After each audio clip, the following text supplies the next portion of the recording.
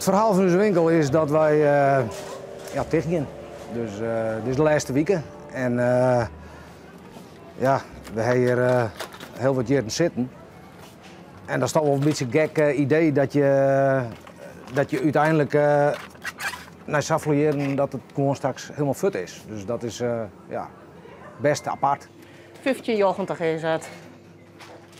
Ja, die heb ik al rekenen. Het biffen zelfs, ik haast al je bekende klanten, denk ik. Ja, het grootste gedeelte, dat zijn alle bekende klanten inderdaad. Die kennen wel jaren. Hij is akkoord, dankjewel. Mooi, hè? Nou, fijne dag nog.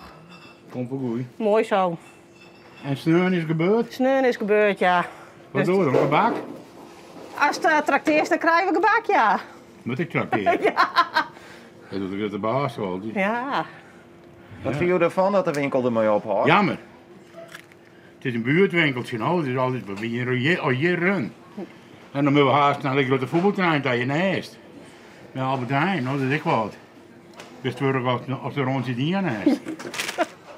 Want wanneer ben je hier begonnen? Ik ben hier in jochentje als Famke Verzegtje begonnen. Op een slagerij, die wie toen nog apart. Dus daar ben ik begonnen. En hoe had het West om hier al die jaren altijd te werken? Ja, nou, het was altijd heel fijn hier om te werken. Daarom ben ik nooit voortgegaan. Dat altijd gezellig, mijn collega's, dat...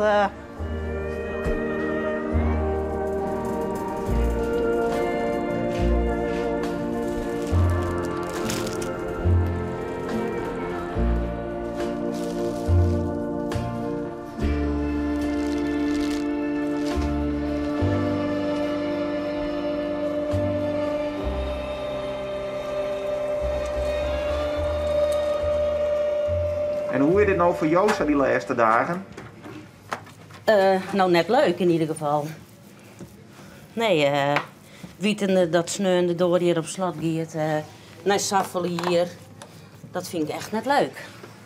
Want hoeveel jaar ga jij hier uiteindelijk werken? Nou ja, ik ben als Famke van Visie hier begonnen als weekendhulp en nou, toen ik zandje weer ben ik in verse Sjees gekomen, dus 39 jaar in verse Sjees is maar.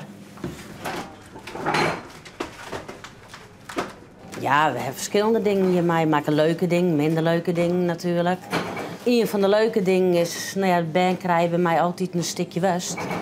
En ik ben dus op een t-shirt het werk gekomen en toen weer mijn hele fiets versierd onder de slingers. Mij een heel mooi buit erop tekend. Mij bedankt voor alle heerlijke stukjes wast. En dat is wel leuk als je naar buiten stapt en je weet dat net. En dan komt erachter dat de buurt bent die je bijna dagelijks komt met een bedskipje en dat ze dan leuk die fiets versierd hebben. Ging je nou ik wat oors dan? Dat hoop ik wel, want ik ben wel kostwinner. Maar op dit moment, ik heb wel wat erin, maar ik heb nog niks definitiefs. Dus dat is even afwachten hoe dat komt. Maar er komt vast voor wel wat op mijn paard. Daar ga ik vanuit.